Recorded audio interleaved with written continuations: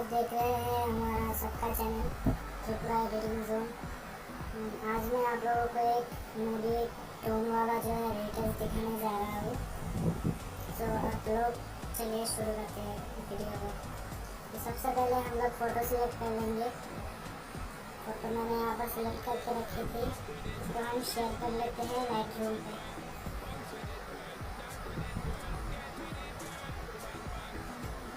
Photo share हो रही है अभी,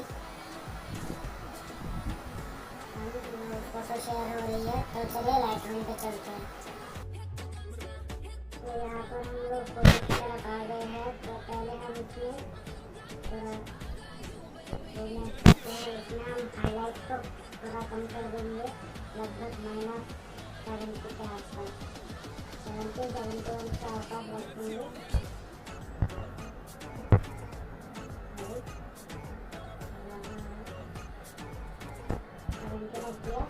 अब इसके शैडो जो है उसको बढ़ाएंगे।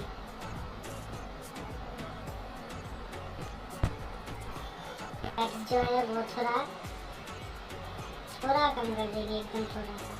उसके बाद वो ब्लैक्स को थोड़ा बढ़ा देंगे और कॉन्ट्रास्ट को भी थोड़ा ज़्यादा रखेंगे यहाँ पर।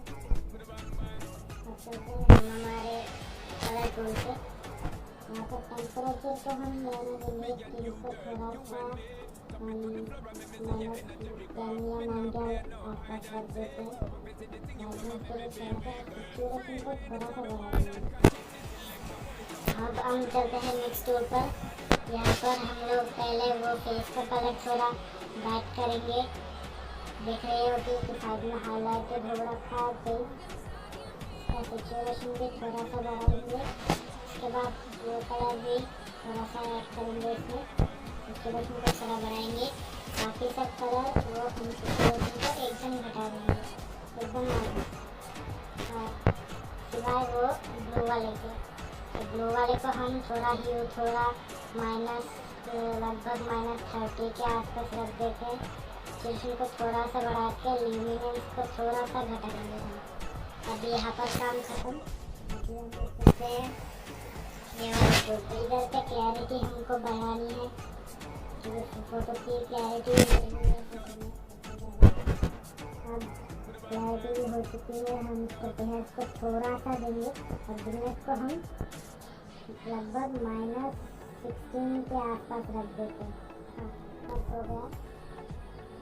इसमें कर्सर का कोई यूज़ करने की ज़रूरत नहीं है। अब हम इस फोटो को सेव कर लेंगे। वो वाली फ़ोटो सेव करने के बाद वो वाली फ़ोटो को, सेम फ़ोटो को हम लोग फिर से लाइटरूम में ऐड कर लेंगे। अब उसमें वो टोन वाला ऐड कर देते हैं हम लोग। चलिए देखते हैं। हम इसमें एक्सपोजर को थोड़ा सा कम रखेंगे, लगभग -20 पे। को भी +20 पे रखेंगे, हमको +20 पे रखना है। चलिए हो गया अपना। अब हाईलाइट्स को हम कम कर देंगे, लगभग 60 के आसपास।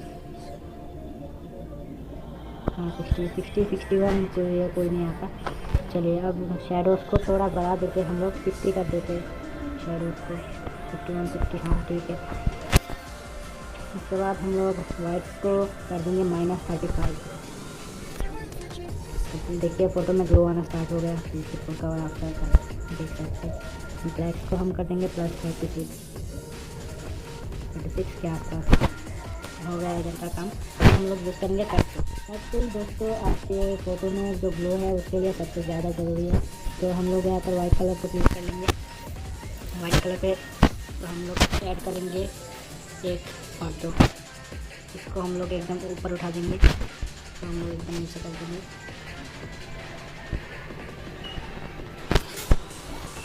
ये वाला देखिए, तो थोड़ा भी ऊपर अभी उठाना है।